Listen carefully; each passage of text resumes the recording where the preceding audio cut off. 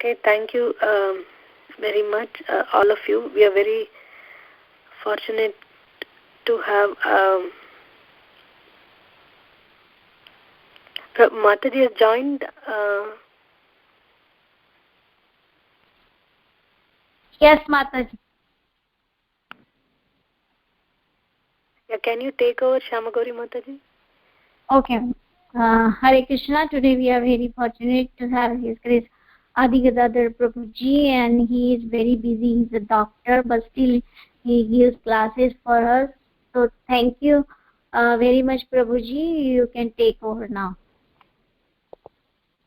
Hare Krishna, Shamagauri Mataji, Anjana Gopika Mataji, and all the exalted Vaishnavas and Vaishnavis who have joined. Please accept my humble obeisances. All glories to Srila Prabhupada. Thank you very much for allowing me to serve you on this conference call today. Om Namo Bhagavate Vasudevaya. Om Namo Bhagavate Vasudevaya. Om Namo Bhagavate Vasudevaya. Narayanam namaskrityam naram chaiva narottamam devim saraswatim vyasam tato jayam mudiraye. Nashtaprayeshu abhadreshu nityam bhagavata sevaya bhagavati ruttama shloke bhaktir bhavati naishtiki. Vasudeva para veda vasudeva para makha vasudeva para yoga vasudeva para kriya vasudeva param jnanam vasudeva param tapa vasudeva paro dharmo vasudeva param gati. Krishnaya Vasudevaya Devaki Nandanaya Cha Nanda Gopa Kumaraya Govindaya Namo Namaha. Namo Pankajana Bhaya Namo Pankaja Maline Namo Pankaja Netraya Namaste Pankajangraye. Aradhyo Bhagwan Vraje Shatanayas Tadhama Vrindavanam Ramya Kajidupasana Vrajavadhu Vargenaya Kalpita. Srimad Bhagavatam Pramanamamalam Premah Pumarto Mahan Shri Chaitanya Mahaprabhor Matamidam Tatradara Napara. Hare Krishna. We will be studying one verse today, Srimad Bhagavatam, Canto 4, Chapter 2, verse number 33. Maitreya uvacha tasyaivam vadata shapam bhrigosa bhagavan bhavaha Nishkramatata kinche vimana ivasanugaha. Translation and purport by His Divine Grace, Abhay Charana Ravinda Bhakti Vedanta Swami, Srila Prabhupada. Translation. The sage Maitreya said, when such cursing and counter-cursing was going on between Lord Shiva's followers and the parties of Daksha and Bhrigu, Lord Shiva became very morose. Not saying anything, he left the arena of the sacrifice, followed by his disciples. Purport. Here, Lord Shiva's excellent character is described.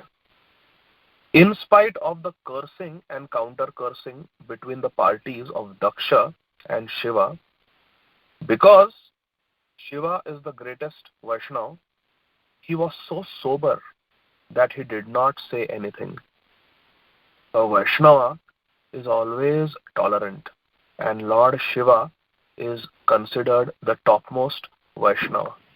So his character, as shown in this scene, is excellent. He became morose because he knew that these people, both his men and Daksha's, were unnecessarily cursing and counter-cursing one another without any interest in spiritual life. From his point of view, he did not see anyone as lower or higher because he is a Vaishnava. As stated in Bhagavad Gita 5.18, Panditaha Samadarshinaha. One who is perfectly learned does not see anyone as lesser or greater because he sees everyone from the spiritual platform. Thus, the only alternative left to Lord Shiva was to leave in order to stop his follower Nandishwar as well as Bhrigu Muni from cursing and counter-cursing in that way. Om Ajnanatimmirandhasya Jnananjanashalakaya Chakshurunmilitam Yena Tasmai Shri Gurave Namaha. Shri Chaitanya Manobhishtam Thapitam Yena Bhutale Swayam Rupa Kadamayam Dadati Swapadantikam Vandeham Shri Guru Shri Yuta Padakamalam Shri Gurun Vaishnavanscha Shri Rupam Sagrajatam Sahagana Raghunathanvitam Tam Sajivam Sadvaitam Savadutam Parijana Sahitam Krishna Chaitanya Devam Shri Radha Krishna Padan Sahagana Lalita Shri Vishakhanvitamscha Nama Om Vishnupadaya Krishna Preshthaya Bhutale Shrimate Bhaktivedanta Swami Niti Namine Namaste Saraswata Deve Gauravani Pracharine Nirvishesha Shunyavadi Paschatya Deshatarine Vancha Kalpatarubhyascha Kripa Sindhubhya Evacha Patitanam Pavanebhyo Vaishnavebhyo Namo Namaha. Namo Mahavadanyaya Krishna Prema Pradayate Krishnaya Krishna Chaitanya Namne Gaura Tuse Namaha. Panchatattvatmakam Krishnam Bhaktarupa Swarupakam Bhaktavataram Bhaktakhyam Namami Bhakta Shaktikam. He Krishna Karuna Sindho Deenabandho Jagatpate Gopesha Gopika Kanta Radha Kanta Namostute Tapta Kanchana Gaurangi Radhe Vrindavaneshwari Vrishabhanu Sute Devi Pranamami Hari Priye. Jai Shri Krishna Chaitanya Prabhu Nityananda Shri Advaita Gadadhar Shrivasadi Gaur Bhakta Vrinda. Hare Krishna Krishna Krishna Hare Hare, Hare Rama Rama Rama Hare Hare. Hare Krishna Krishna Krishna Hare Hare, Hare Rama Rama Rama Hare Hare. Hare Krishna Krishna Krishna Hare Hare, Hare Rama Rama Rama Hare Hare. Hare Krishna. I would like to offer my respectful, humble obeisances at the lotus feet of all the devotees who are listening. Thank you very much for engaging me in your service.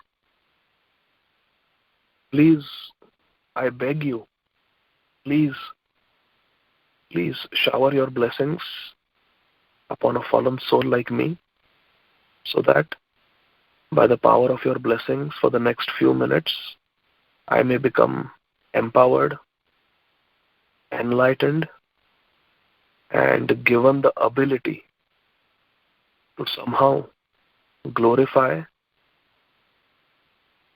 Krishna and his devotees in such a way that all our hearts become purified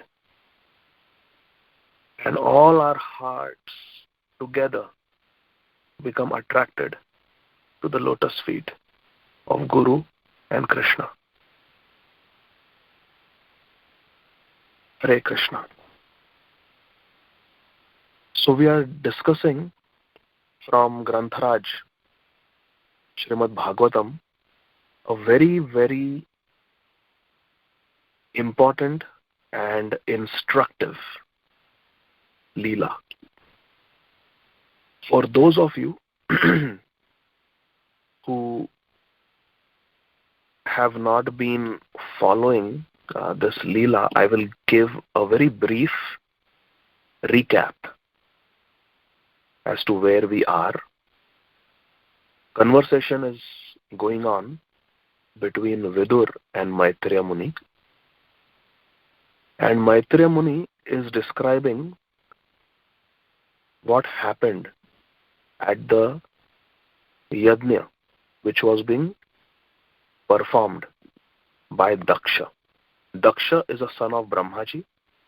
Daksha is a Prajapati, which means he is a demigod who is empowered and whose service is to produce generations of living entities, to populate the world which has been created by Brahmaji.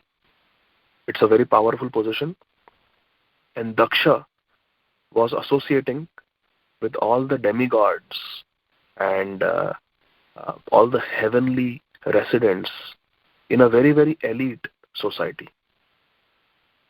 Daksha Prajapati, he was associating with the big shots of the universe, not big shots of one particular city or one particular country. No, these are big shots of the entire universe. And Daksha, being a son of Brahmaji, was a devotee of Krishna.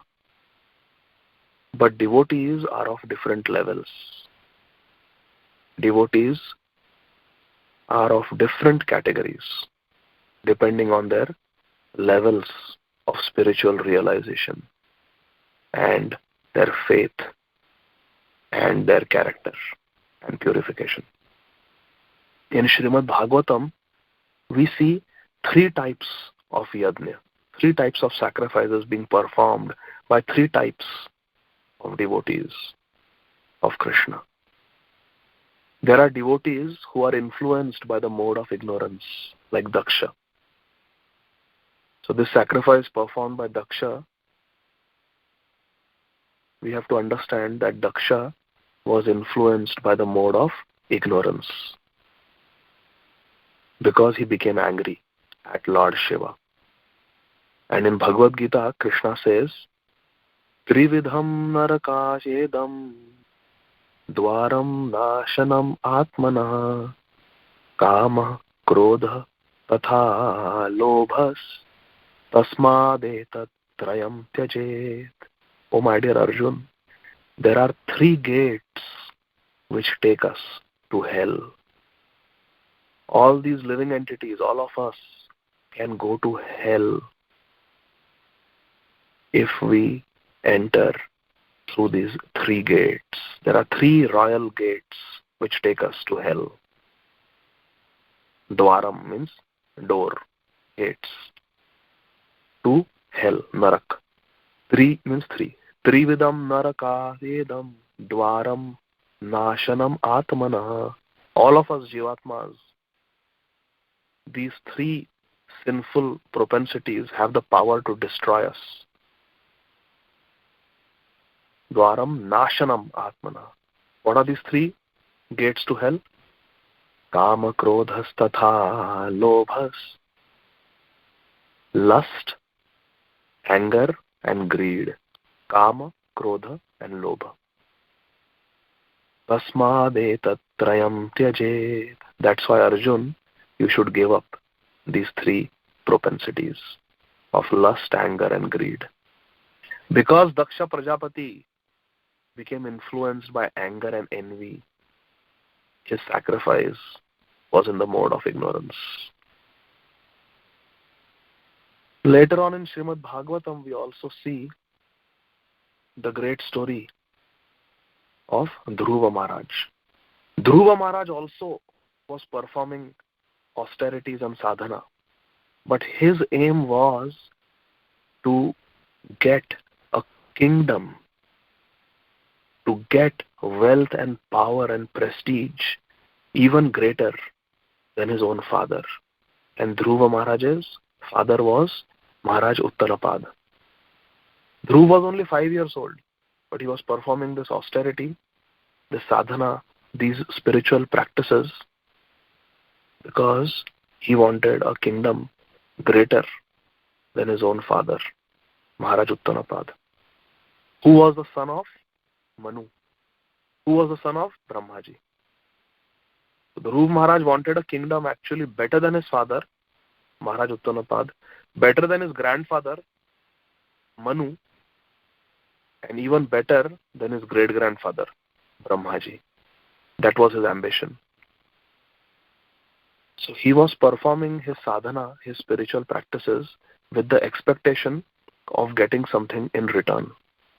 He had a vested interest. He had a selfish motive. But pure devotional service is unmotivated. Ahaituki. Savaipum saparo dharmo yatho bhaktir adhokshaje ahaituki apratihata yayatma suprasidati. In Srimad Bhagavatam, Sutta Goswami describes what is Shuddha Bhakti, what is pure devotional service unto Krishna, unto Lord Adhokshaja. It is the ultimate religion. It is parodharmo. That is bhakti, devotional service. And it should be ahaituki, unmotivated. And it should be continuous. Not that, okay, I will do fast for this God on Saturday, or I will do this fast on every Monday, or Chaturthi, or this, or that. No. It should be continuous. Apratihata. Every day. Chanting minimum 16 rounds every day. Even on Sundays, even on Saturdays, even when we are on vacation. Uninterrupted. That is devotional service. Offering bhoga to Krishna every day, wherever we are. Eating Krishna Prasad every day, wherever we are. Devotional service is continuous. Every day, no break. Nityam Bhagavata Sevaya. Studying Srimad Bhagavatam, hearing Srimad Bhagavatam every day.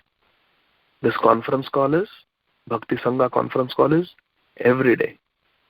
No break. That is pure devotional service. Unmotivated and uninterrupted.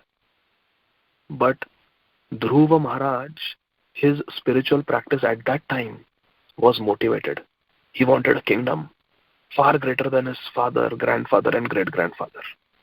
So the spiritual practice performed by Dhruva Maharaj, at least initially, before he had darshan of Lord Vishnu, is considered to be in the mode of passion. So Daksha Prajapati's yajna, mode of ignorance. Dhruva Maharaj's sadhana, mode of passion. And Prithu Maharaj was performing yajna after yajna, sacrifice after sacrifice, for the betterment of his citizens, for the betterment of humanity, for the elevation of all living entities living in his kingdom. Selflessly, without any motive, without any tinge of anger or envy, or greed or pride or lust. Therefore, Prithu Maharaj's yajna or sacrifice is in the mode of goodness. So So in Srimad Bhagavatam, we see these three types of yajnas. And then also described in the 6th canto is the Rajasuya Yajna of Maharaj Yudhishthir. And this is pure devotional service, Shuddha Sattva. It is beyond the three modes. Why? Because Yudhishthir Maharaj's internal reason for performing Rajasuya Yajna in Indraprasth was to establish the supremacy of Krishna and to worship Krishna. Therefore, after the Rajasuya Yajna, you have to, as part of the Rajasuya Yajna, you have to select the greatest personality present in the Yajna and offer the first worship, Agra Puja. Agra means first, highest. You have to offer that Agra Puja to the greatest personality. And Yudhishthir Maharaj and his elders like Bhishma Dev, they unanimously selected Krishna as the greatest personality. And they worshipped him in the Rajasuya Yajna.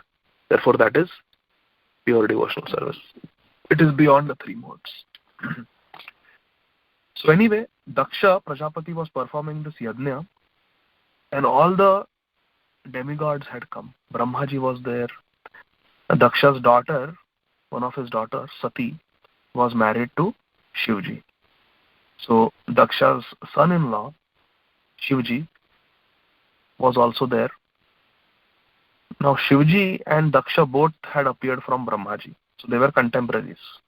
But from a material relationship standpoint, Shivji was junior to Daksha because Shivji was the son-in-law of Daksha. Daksha was the father-in-law. So from a mundane family standpoint, Daksha was at a superior relationship.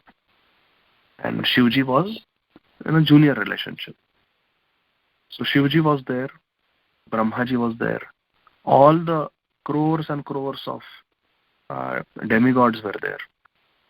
They had all come. And Daksha, the name Daksha means one who is very expert. And Daksha was very expert in whatever he did. He was performing that yajna. He was presiding over that yajna. He was conducting that yajna. It was his yajna. So when he arrived in the arena of the sacrifice, all the demigods, they stood up and they offered Daksha respect. They offered Daksha his seat. But because Shivji is an incarnation of Krishna, he is the avatar of Krishna, he is the Guna avatar. Sattva Guna avatar is Vishnu. Rajogun avatar is Brahmaji. And Tamogun, in charge of Tamogun, is the incarnation of Krishna called Shivji. So Shivji is a Guna avatar of Krishna. So being a Guna avatar, he was at a spiritually, from a Tattva standpoint, he was at a very, very high position compared to Daksha. Daksha is a Jivatma, whereas Shivji is Shiva Tattva. Nobody can be equal to Shivji. No living entity, no Jivatma can ever become equal to Shivji, not even Brahma. Brahma is also inferior to Shivji. So Brahmaji did not stand up because Brahmaji was the father of Daksha, and Shivji did not stand up because Shivji is Lord Shiva. Why does he need to stand up and offer respect to ordinary materialistic person like Daksha? But Daksha, being materialistic, did not see that everybody in the yajna has stood up and offered respects. He only noticed that Shivji has not stood up. Daksha did not mind that Brahmaji has not stood up because Brahmaji was the father. Brahmaji was Daksha's father. So Daksha did not mind Brahmaji not standing up. But he took offense because Shivji did not stand up. Oh, he's my son-in-law. He's junior to me. And he's not standing up and offering me respect. Daksha became very angry. Crores of demigods who were standing and offering him respect was not enough for him. One person was not standing up, and that was very, very irritating, very, very frustrating for Daksha. And he looked at Shivji with angry eyes and started chastising Shivji. And we have to see how human nature works. First, Daksha criticized Shivji for what Daksha thought was wrong. He criticized Shivji for not standing up and offering respects to his own father-in-law. And then, to justify his criticism of Shivji, he felt like giving more and more evidence, more and more support to his statement. And this is what happens to us in our devotee relationships. Very important for all of us to understand. We have some disagreement with some devotee. We see some fault in some devotee. And we criticize that devotee. We talk about the fault, apparent fault, so-called fault of that devotee. And now that we have spoken, now we want to justify. I tell Shyama Gauri Mataji something very bad about another devotee. Now I'm thinking, is Shyama Gauri Mataji convinced by my criticism? Maybe she is not. Let me give more evidence. And then I will say, and you know what, Shyama Gauri Mataji? Not just what I told you, but this devotee 2 years ago had done this also. And do you know, that devotee was telling me that this devotee 4 years ago had also done this. It's a pattern, Mataji. I'm telling you, this devotee is really very bad. To justify my one criticism, I will give 3 or 4 more criticisms to justify my stand that everybody should think that Adi Gadadhar Prabhu is 100% justified in criticizing this devotee. He's very right. He's not doing anything wrong. To justify my stand, I will give more and more criticism. And that is exactly what Daksha did. First, he criticized Shivji for not standing up and offering him respect. But then, in front of all these demigods, he's criticizing such a powerful personality like Shivji. Now he wanted to justify his stand. So he started hitting under the belt. He became very cheap and started making cheap allegations. He started making allegations against Shivji's appearance. Now what has one's physical appearance got to do with one's character? Just think. That is hitting under the belt. That is Vaishnava Aparadha in a very profound way. Daksha said, my daughter Sati, your wife, is as good as Gayatri mantra. She's so pure. And you, Shivji, your name Shiva means all auspicious, but actually you are most inauspicious. Therefore your name should be Shiva. My daughter Sati, her eyes are large and beautiful, like a female deer, like a doe. She is doe-eyed. And you, ugly Shiva, your eyes are like that of a monkey. Now Daksha was always very good looking, very well dressed, very well groomed. And he started criticizing the appearance of Shivji. Your body is covered with the ashes from the crematorium. You take ashes from dead bodies and smear it on yourself. What kind of person are you? You just wear some animal skin around your body, or sometimes you don't even wear anything. How abominable. Sometimes your body is covered with snakes. You have snakes around your neck and arms. How disgusting. You are always associating with bhoot, ghosts and demons. How horrible. So now, Daksha is not only criticizing Shivji's behavior, but he is criticizing Shivji's physical appearance and also Shivji's associates. Just see how the Vaishnava Aparadha keeps getting worse and worse, keeps getting bigger and bigger, how the blasphemy and criticism keeps getting uglier and uglier. And then, by the power of his envy and anger, Daksha is not able to stop there. He ends up not only criticizing Shivji, but he ends up criticizing his own father, Brahmaji also. He says, I made a big mistake by listening to my father, Brahmaji. It was my father, Brahmaji, who suggested that I should marry my daughter to you. I should not have listened to him. But somehow I listened to him, I was forced by him, and I ended up getting my daughter married to you. It was the biggest mistake. Just see how criticism works. It just carries you away. You get carried away. So much criticism. And Shivji was just sitting there silently, tolerating. Because a Vaishnava is Trinadapi suni cheva tarorapi sahishtuna amani namana dena kirtaniya sada hari. This is the formula given by the Supreme Personality of Godhead, Sri Chaitanya Mahaprabhu. This is our motto. All of us Gaudiya Vaishnavas, our motto is this verse, the third verse of Shikshashtakam. Now let us analyze Shivji's behavior. When he was being criticized, very humbly and in a very tolerant way, he was just sitting. So he demonstrated the qualities of tolerance and humility. Sahishnু and humility. Sunichena.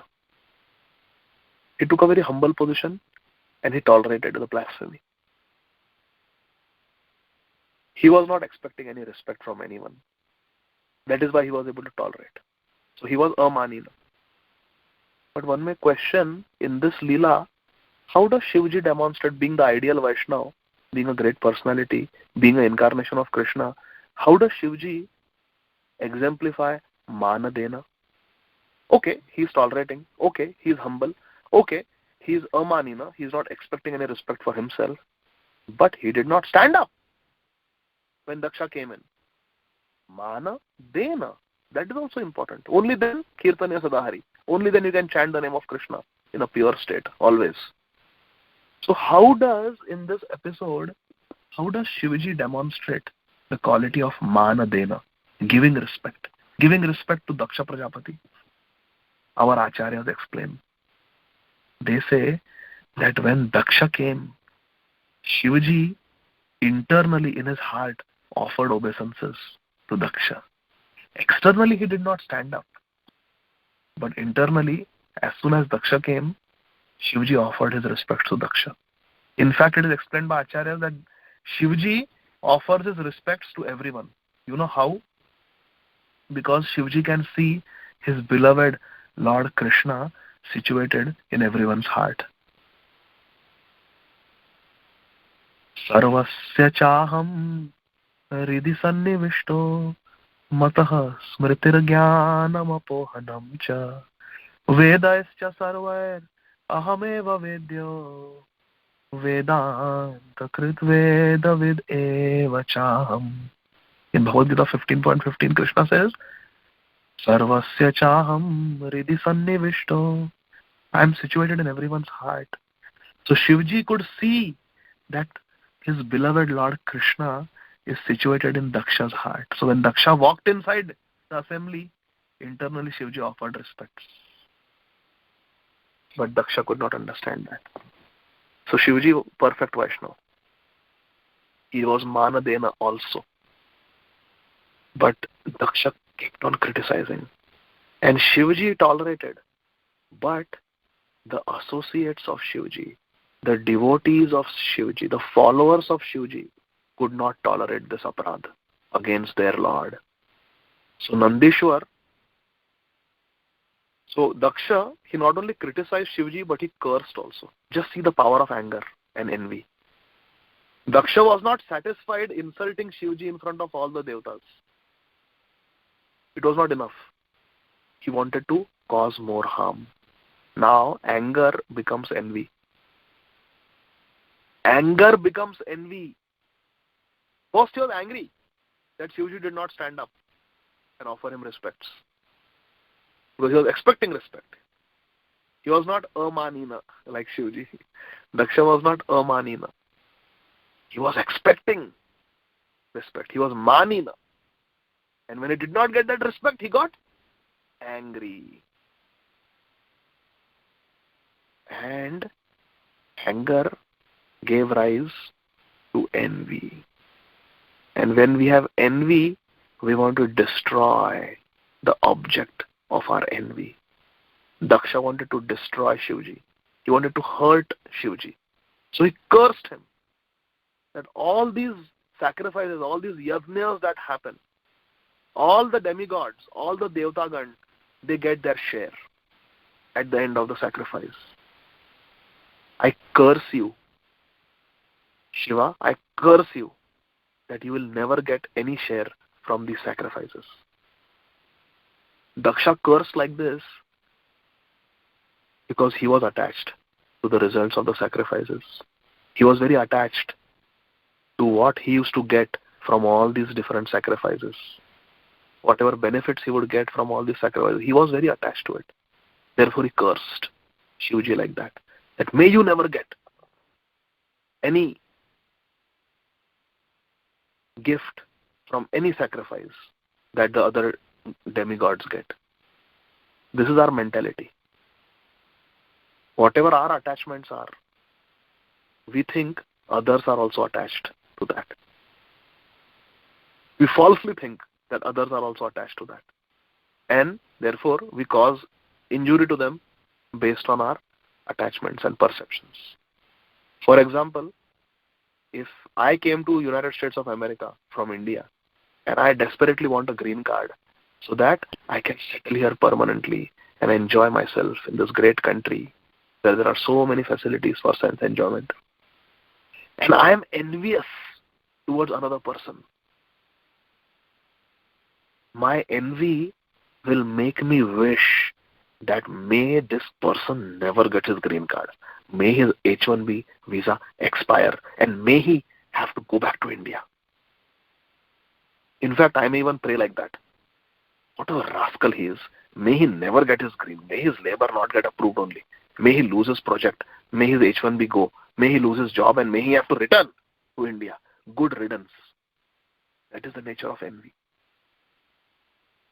But devotees are always protected by Krishna. When Shivji was cursed like this, that may you never get any benefits from any sacrifice that is performed ever in this world, internally Shivji was very happy. Why? Because to get any benefits, any gifts from these sacrifices, you have to sit with all the materialistic demigods. They are devotees, but they are materialistic devotees. Karma Mishra Bhaktas. And Shivji doesn't like to associate with materialistic demigods. He would rather sit on Kailash with Vaishnavi on his lap. One of the names of Mother Parvati is Vaishnavi.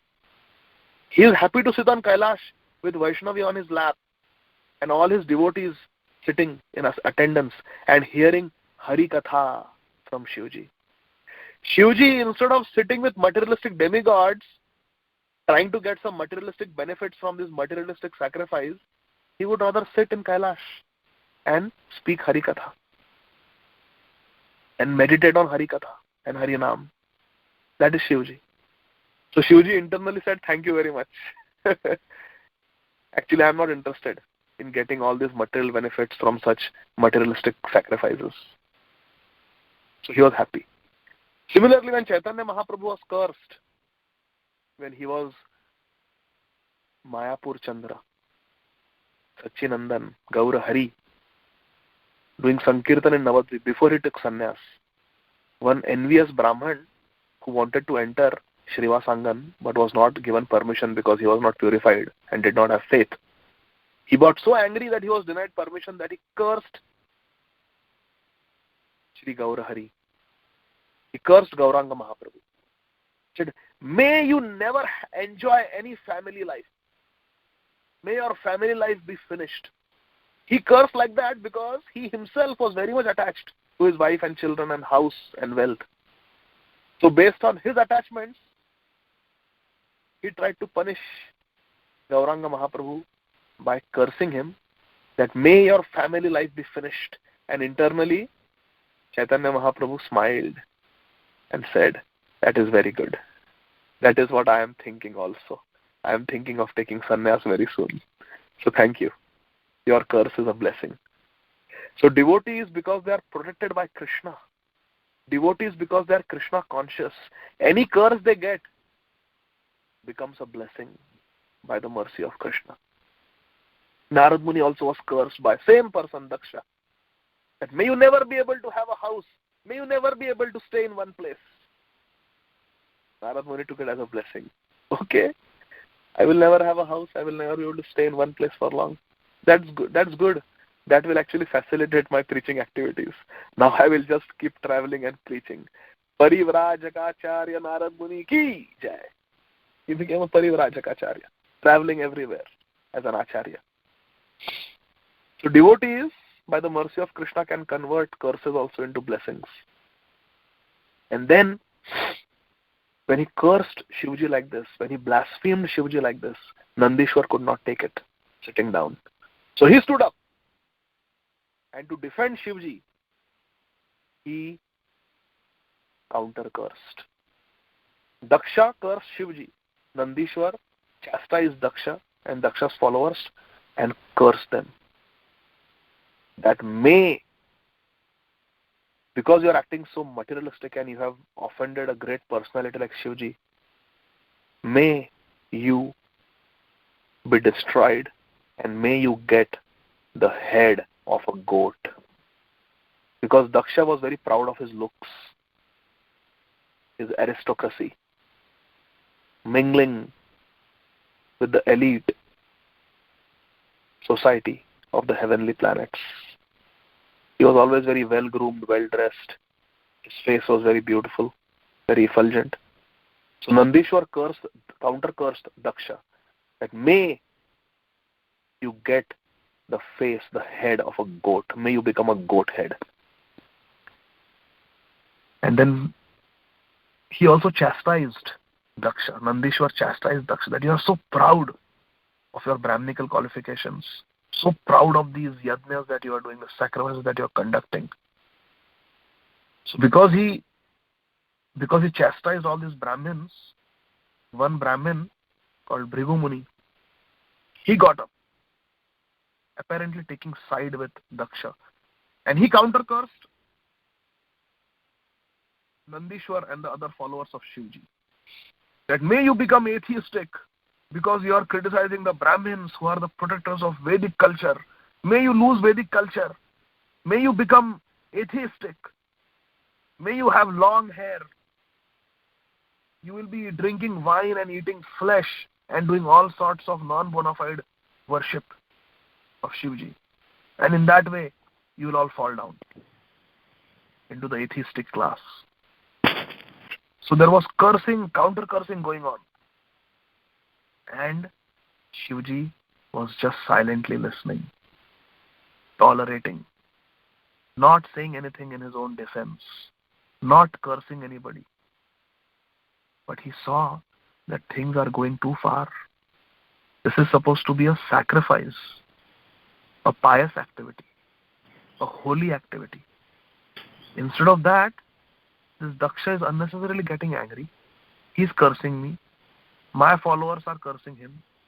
His followers are cursing my followers. So much cursing, counter-cursing, counter-cursing is going on. So Shivji, being a Mahajan, to set an example, he's teaching us what we should do. He just, in his heart, he was very much pained that these devotees are behaving like this. See, all are devotees. All demigods are devotees. Just see. We are not talking about demons versus demigods here, my dear friends. These are all devotees of Krishna. Daksha is a devotee of Krishna. Bhrigu Muni is a devotee of Krishna. Nandishwar is a devotee of Krishna. Still they are fighting.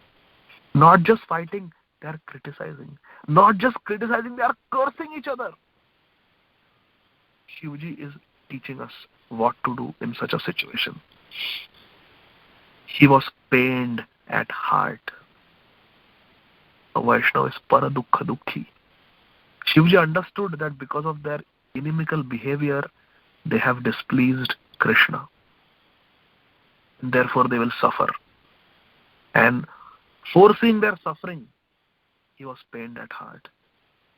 To prevent further cursing and further fights, Shivji, like an exemplary Vaishnav, got up and left. Shivji got up and left. He did not speak a word. He did not criticize. He did not blaspheme. He did not curse. He did not counter curse. Very important for us. Shivji said nothing because he was being attacked. If we are personally criticized, we should take it in the right spirit. We should take it as an opportunity to become humble and tolerant. We should honestly try to examine, is there truth in this? There must be truth in this. For example, if someone criticizes me personally, I should think that this devotee must be seeing something bad in me. That is why he is saying these things. So let me honestly introspect. Let me take stock of my thoughts, of my actions, to see what wrong I am doing. We should make allowance for other people's criticisms of us. We should not just brush them off or sweep them under the carpet, thinking that this devotee is envious of me. That's why he's giving me negative feedback. That's why he's criticizing me. No. We can do that. But if we do that, we will not grow. We will not grow spiritually. So because Shivji was being criticized personally, he tolerated. He tolerated. Therefore, when we are criticized personally, we should also tolerate. Many times we see that on the social media, especially on Facebook and WhatsApp, people write comments and then other people write further comments opposing them. And there is a fight, there is an argument, comment after comment, argument after counter argument, criticism, counter criticism. So many things, internet war goes on. It is not helping anybody. In fact, other people are reading these comments and they are getting bewildered. What kind of devotees are these? They are fighting like this openly. We have to learn from Shivji. Shivji did not get involved in all this. The verse that we read today, Shivji is demonstrating ideal Vaishnava behavior. He simply walked out. He simply left. What a great quality of Shivji. What a great quality. Today is also the appearance day of Gadadhar Pandit. In the next 5 to 10 minutes, we will discuss similarities between this Leela of Daksha and Shivji and Gadadhar Pandit. Today is the appearance day of Gadadhar Pandit. And there is a great similarity between what we are studying in Srimad Bhagavatam today and the life of Gadadhar Pandit. Daksha Prajapati could not recognize the greatness of Shivji. Daksha Prajapati got trapped in the external appearance. Daksha Prajapati got caged, got confined, got trapped in a mental box which he had created. Daksha Prajapati had a particular idea of how a great personality should be. A great personality should be a demigod like me. A great personality should be well dressed like me. A great personality should be well groomed like me. A great personality should be good looking like me. A great personality should have great exalted associates like my associates. Not ghosts and bhutas like Shivji's associates. Daksha Prajapati had his own ideas. And his mentality was, if someone doesn't fit into my idea, they are wrong. something is wrong with them. My dear friends, we all suffer from this disease. We all have this type of mentality like Daksha. If this Prabhuji is not wearing dhoti and kurta when he comes for satsang, he is not a sincere devotee. Why is he wearing a trouser? Why is he wearing a yogi pant instead of dhoti? Prabhupada said we should wear dhoti kurta. This devotee is not sincere. Why does this devotee not have a shikha? He is too embarrassed to grow a shikha. Attached person. Materialistic devotee he is. Why is this Mataji wearing salwar kameez? Salwar kameez is not a Vaishnava dress. She should wear a sari like me. We judge other devotees. Why is this devotee having Ekadashi Prasad on Nirjal Ekadashi? Why is this devotee drinking water on Janmashtami? Not sincere. Not austere enough. Why is this devotee still having to chant 2 rounds? Why is he saying 2 rounds are left? It's 8 o'clock at night. I finished all my rounds during Brahma Murta. Not a sincere devotee. We are quick to judge others.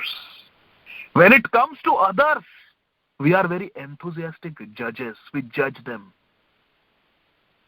And when it comes to us, we are very, very aggressive and enthusiastic advocates, lawyers, attorney.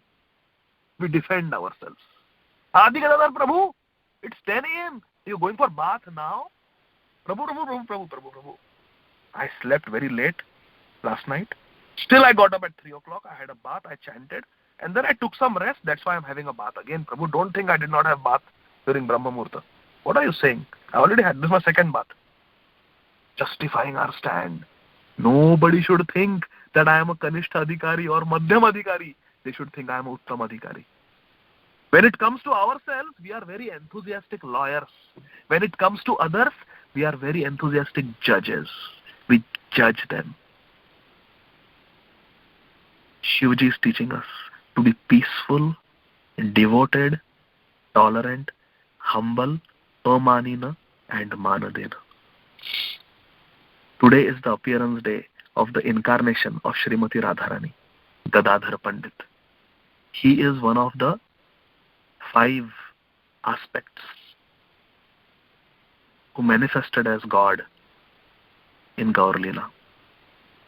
Panchatattvatmakam Krishnam Bhaktarupa Chaitanya Mahaprabhu Swarupakam Nityananda Prabhu Bhaktavataram Advaitacharya Bhaktakhyam Srivas Pandit Namami Bhakta Shaktikam Gadadhar Pandit. Bhakta Shakti, Ladini Shakti, Srimati Radharani. Jaya Shri Krishna Chaitanya Prabhu Nityananda Shri Advaita Gadadhar Shrivas Adi Gaur Bhakta Vrinda. Gadadhar Pandit is one of the 5 personalities in Panchatattva. Today is his appearance day. Gadadhar Pandit was a great devotee of Krishna from his birth. Of course, he is an incarnation of Srimati Radharani. And one of his best friends was Mukunda Dutt. Of course, Nimai Pandit was his best friend, but one of his best friends was Mukunda Dutt. One time, a great Vaishnava called Pundarik Vidyanidhi came to Navadvip Dham, where Mukunda Dutt and Gadadhar Pandit were staying. And Pundarik Vidyanidhi was from the same village as Mukunda Dutt. So Mukunda Dutt knew the glories of Pundarik Vidyanidhi. He knew that Pundarik Vidyanidhi is a great devotee of Krishna. Great devotee of Krishna. And Gadadhar Pandit was also a great devotee of Krishna. So Mukunda thought that I should introduce my friend Gadadhar Pandit to this senior devotee, Pundarik Vidyanidhi. They will have such a nice association with each other. So he tells Gadadhar Pandit, my dear Gadadhar, a great devotee has come from my native village. His name is Pundarik Vidyanidhi. He is a great devotee of Krishna. He worships Mother Ganga. He is so devoted that he does not even place his foot into Mother Ganga to take Ganga Snan. He is so considerate, he is so sensitive, because he feels it's an aparad to Mother Ganga to put our foot into Ganga Devi. So he simply worships her from a distance. Simply worships her from a distance. He is a great lover of Krishna and he has come to Navadvip. Please come with me and let us take his darshan. Let us get his association. Gadadhar Pandit is very enthusiastic. So he goes, and Mukunda Dutt introduces Gadadhar Pandit to Pundarik Vidyanidhi. Mukunda Dutt tells Pundarik Vidyanidhi, "O Mahashay, this young brahmachari is my friend. His name is Gadadhar. He is the son of Madhav Mishra and Mother Ratnavali. Gadadhar is a brahmachari from birth and he is very much devoted to Krishna. Very much devoted to Krishna. And he is very learned. And he has come to receive your blessings and your association today." And then Gadadhar Pandit looks at Pundarik Vidyanidhi and he sees Pundarik Vidyanidhi that he is around the age of his father. He is in his middle age and he is very well groomed and well dressed. Pundarik Vidyanidhi is wearing very expensive silk clothes, very colorful clothes, and his body is smelling very fragrant because his body is smeared with fragrant oils like sandalwood oil. And these fragrant oils are also applied to the long, beautiful hair of Pundarik Vidyanidhi. And Pundarik Vidyanidhi's hair are very nicely oiled and very carefully combed. Pundarik Vidyanidhi's face is covered with very expensive and costly cosmetics. He is wearing kajal around his eyes. His lips are reddish because of chewing betel nut, pan. Pundarik Vidyanidhi is wearing very, very expensive necklaces and bracelets and rings made of gold and precious jewels like diamonds and rubies. Pundarik Vidyanidhi is sitting on a very expensive bed covered with very soft cushion, and he is surrounded on the bed by pillows covered with velvet, soft velvet. And Pundarik Vidyanidhi is being fanned with chamara fans by two servants, one on either side.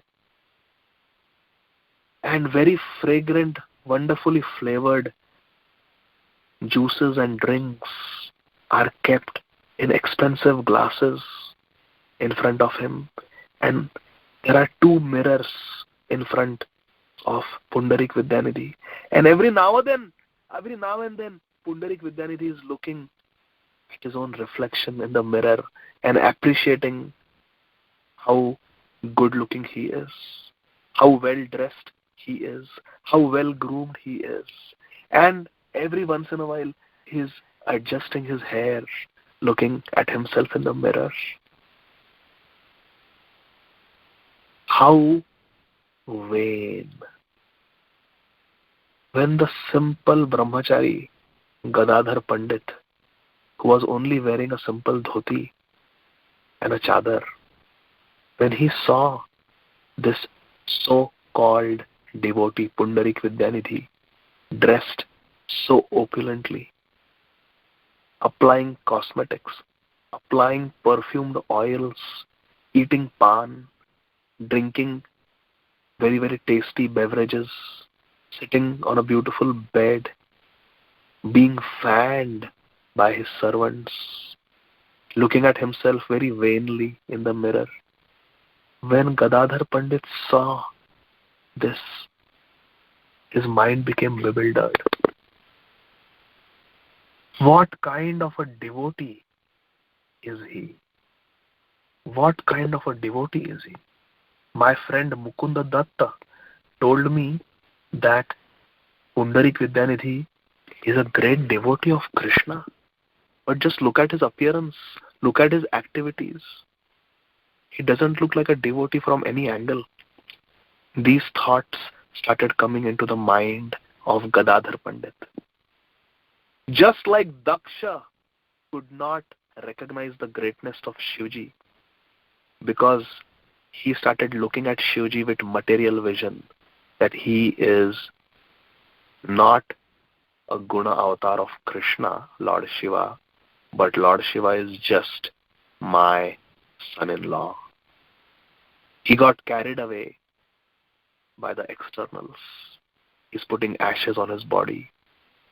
He has snakes and skulls, necklaces made of skulls around his neck, all those external things. And Daksha Prajapati could not recognize Shivji. Similarly, Gadadhar Pandit got bewildered by the external appearance of Pundarik Vidyanidhi. But Gadadhar Pandit's fortune was, he was in a devotee association. He had a friend like Mukunda Dutt. Mukunda Dutt understood what is going on in the heart of his dear friend Gadadhar Pandit. He understood that Gadadhar Pandit is getting bewildered by seeing the externals with Pundarik Vidyanidhi. Immediately, Mukunda Dutt recited a verse from Srimad Bhagavatam, 3rd canto, spoken by Uddhav. And Mukunda Dutt, in his beautiful voice, sang, Aho bakiyam sthanakalakutam jigham sayapaya yadapya sadhvi lebhe gatim dhatri uchitam yatonyam kam va dayalum sharanam vrajema. This verse is spoken by Uddhav in glorification of Krishna. He says, Aho bakiyam, that oh, alas, oh. Baki means the sister of Bakasur, Putana. Baki means Putana. Stana means her breast. Kalakutam, she had smeared that deadly kutam, means poison, out of envy. Jighamsaya. And she fed that poison to Krishna. She was asadvi, very, very unfaithful, very sinful. But still, lebhe gatim, she achieved the highest destination. What is that? She became a dhatri of Krishna. Dhatri means a mother who feeds milk to the child. She became Krishna's mother, Dhatri.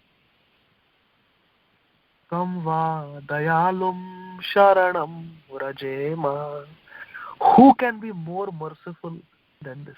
Kam va dayalu. Who can be more dayalu, more merciful than this?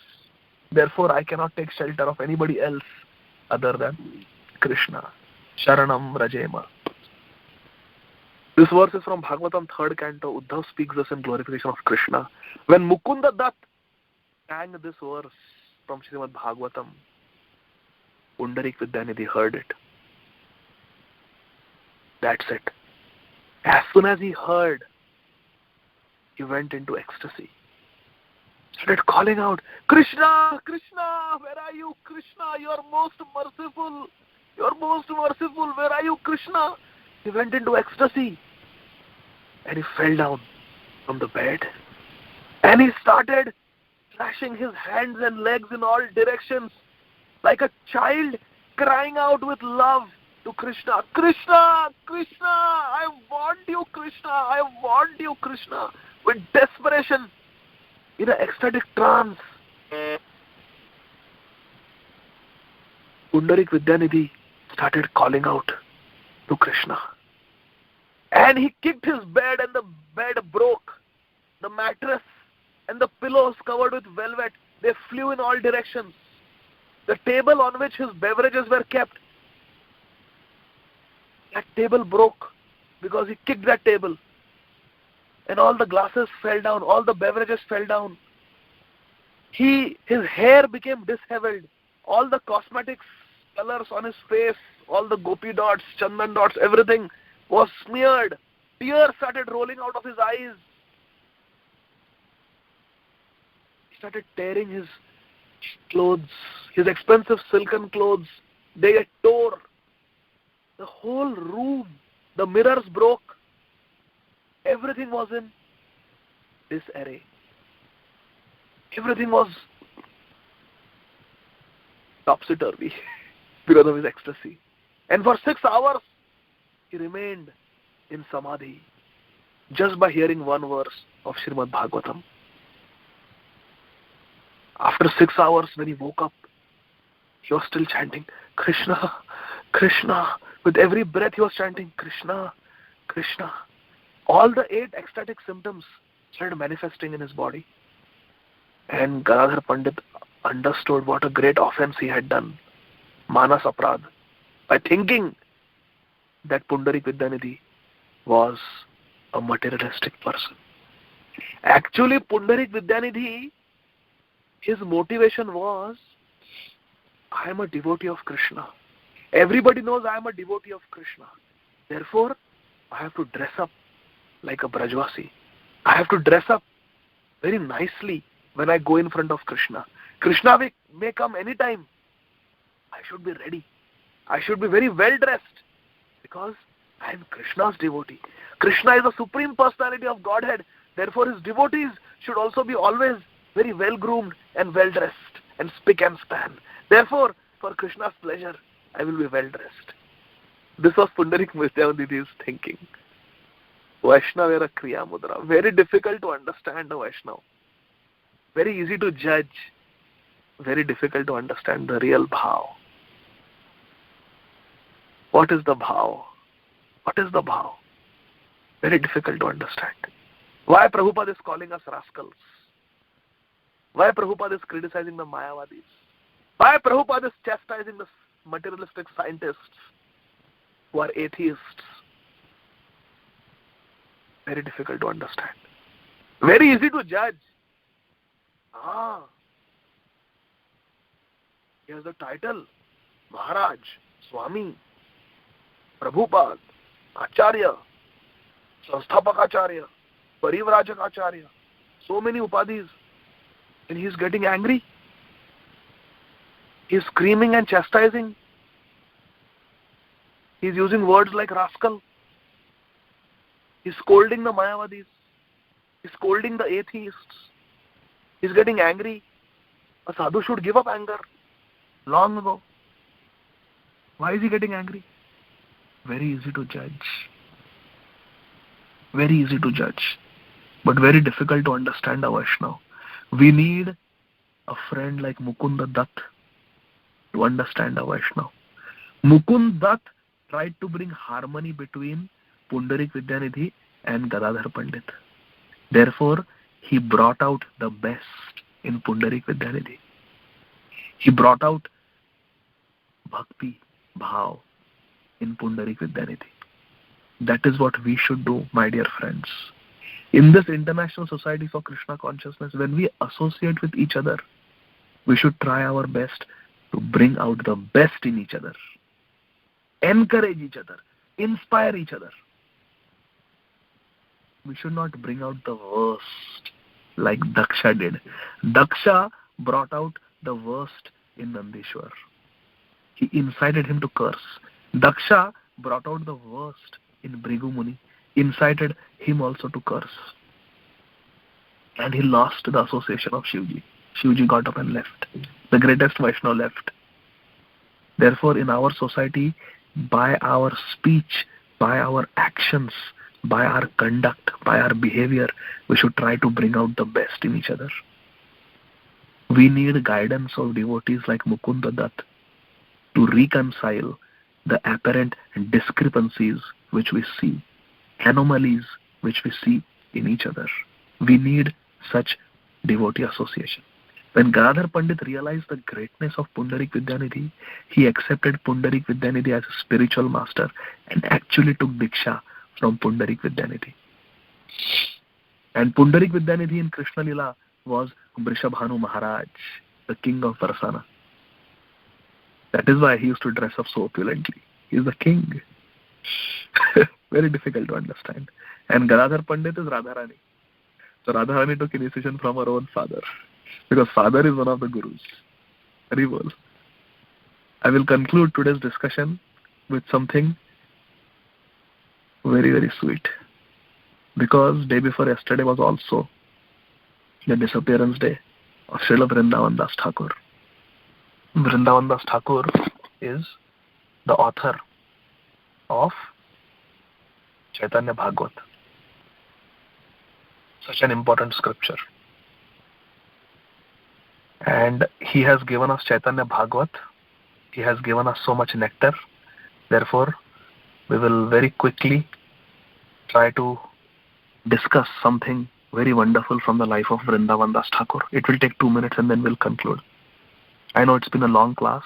Or should we discuss this next time? Shama Gauri Matari, should we end here? It is getting late. It is 8:39. We can discuss this in one of the future classes. Is that okay?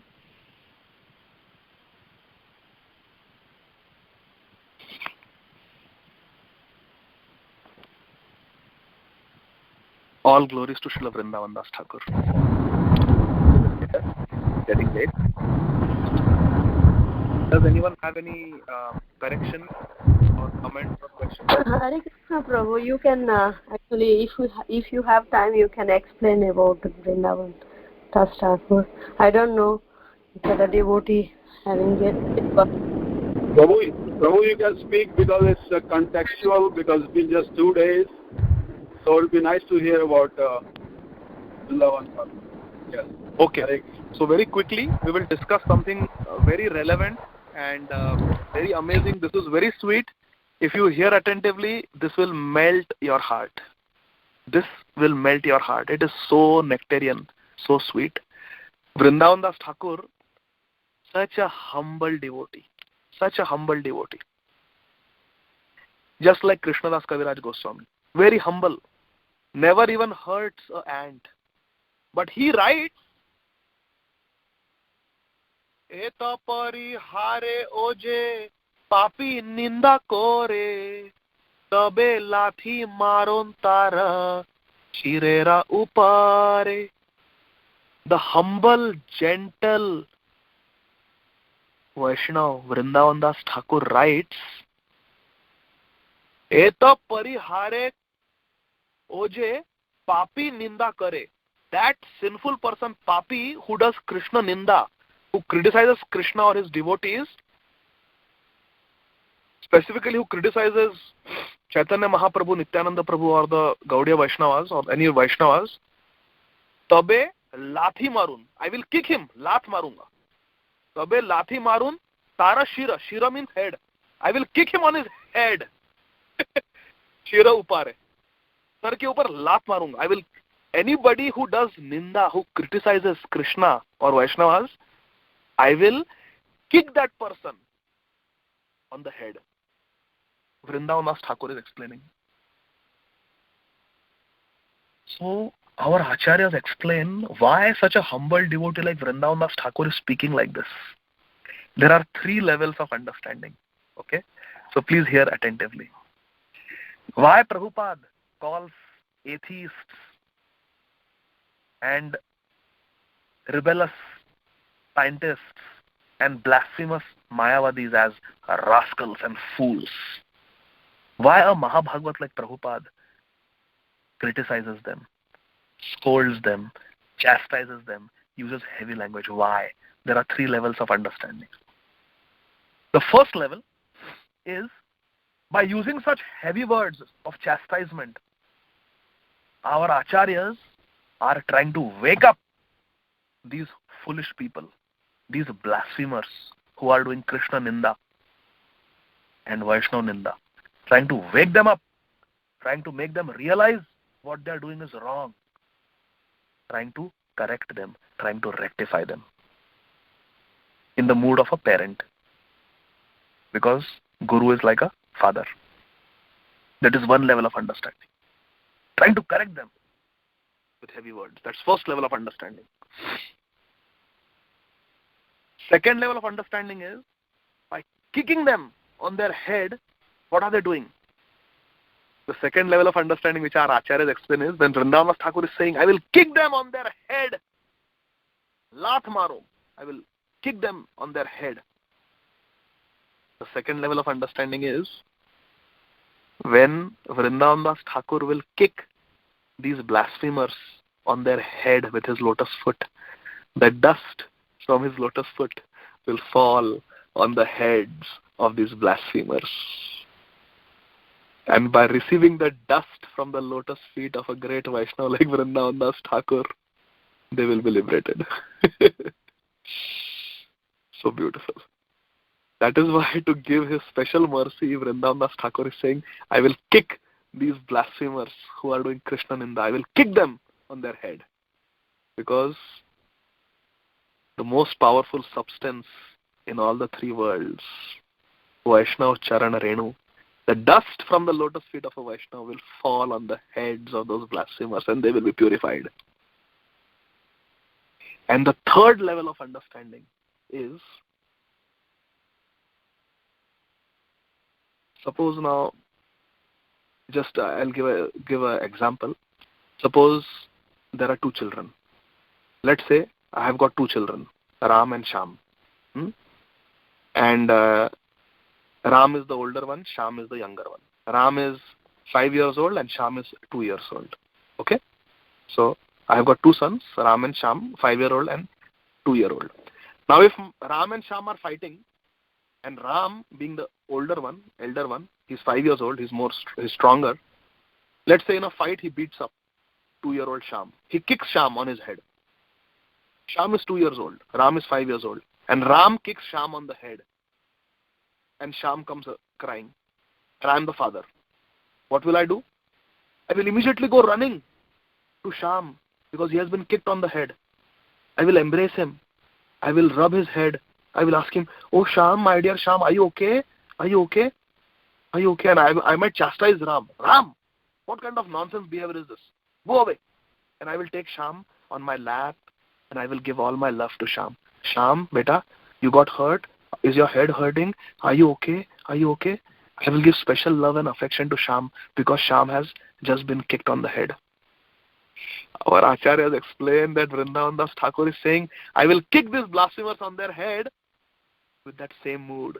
That Krishna is the father and Vrindavan Thakur and the blasphemers are both children. So Vrindavan Thakur says, I will do the offense, I will commit the offense of kicking them on their head so that Krishna will chastise me and tell me, go away.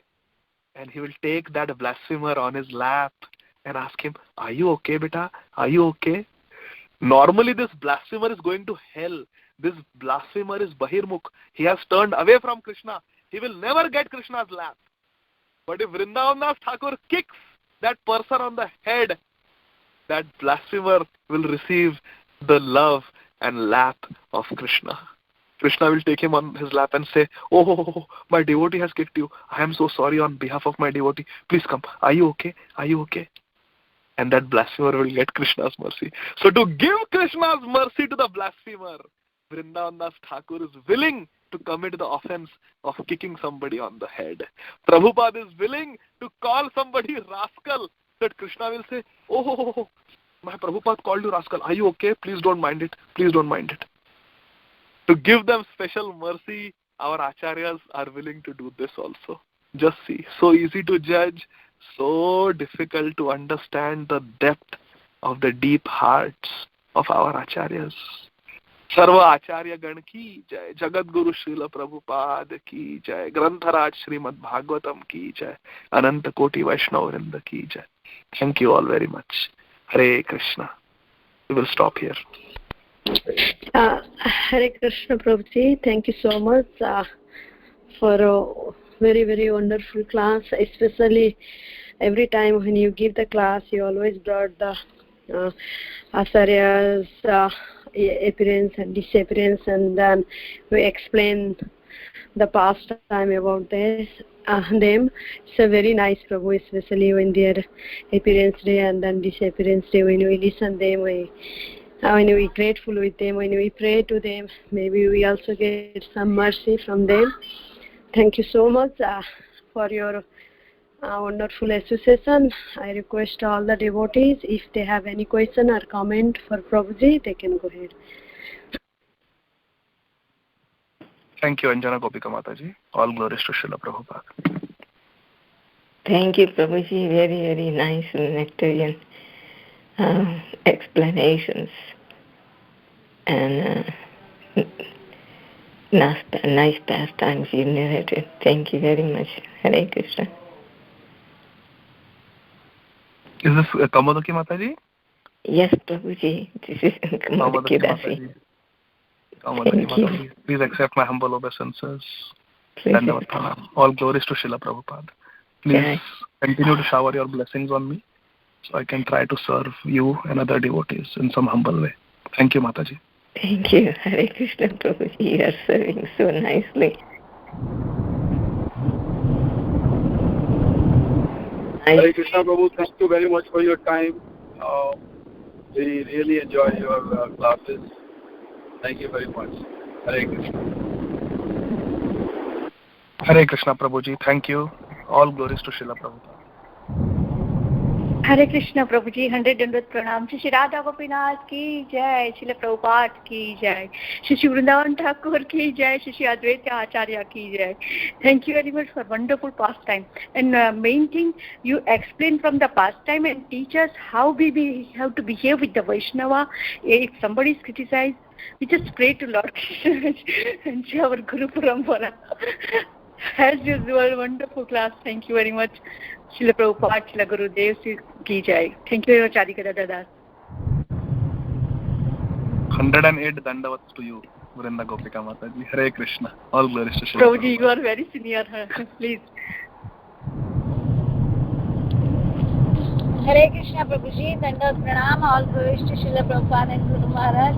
Very, very wonderful class, Prabhuji, as always, very nicely you explain about Daksha Pradyapati and Lord Shiva, how should be as a Vaishnava when somebody criticizes, and how should we do, we should follow the footsteps of Lord Shiva and to be humble in all the positions. And also, thank you so much for the pastimes of the other Pandits and Vrindavan. Thank you. Hare Krishna. Thank you, Mataji. All glories to Srila Prabhupada.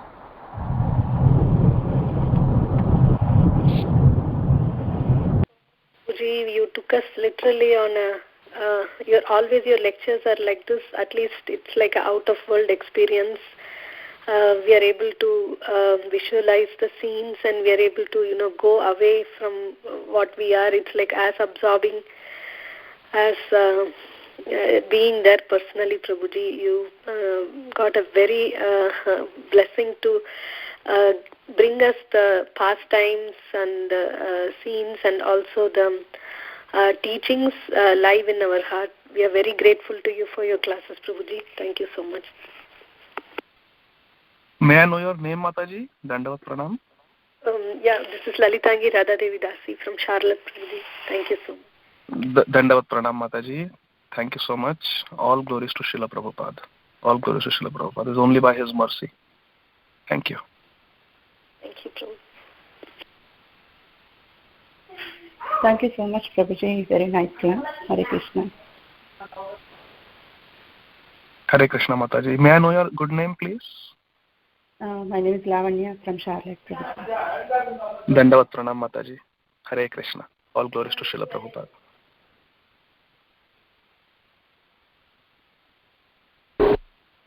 Hare Krishna, Prabhuji. Sorry again.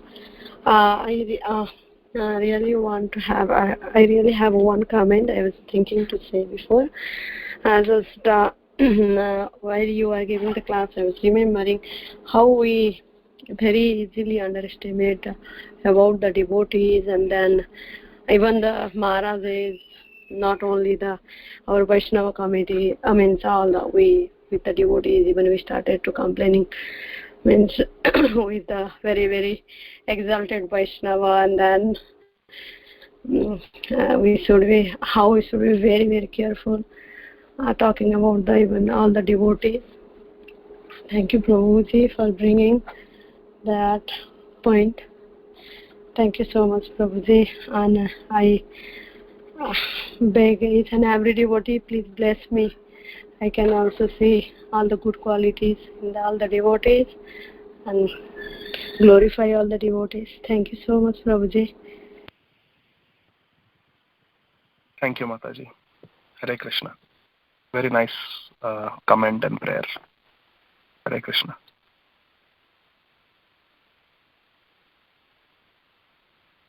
Hare Krishna, Prabhuji. This is Naveen. And thank you so much for stressing the point. And we all have the bad qualities like envy, and we are easy to judge people. But this point was like very helpful for me to think twice before thinking of judging someone. It was a very nice topic, Prabhuji. And about Shiva, I want to hear more about Shiva. And thank you so much, Prabhuji. Thank you, Naveen Prabhu. Thank you so much. All glories to Srila Prabhupada. All glories to Lord Shiva. Hare Krishna.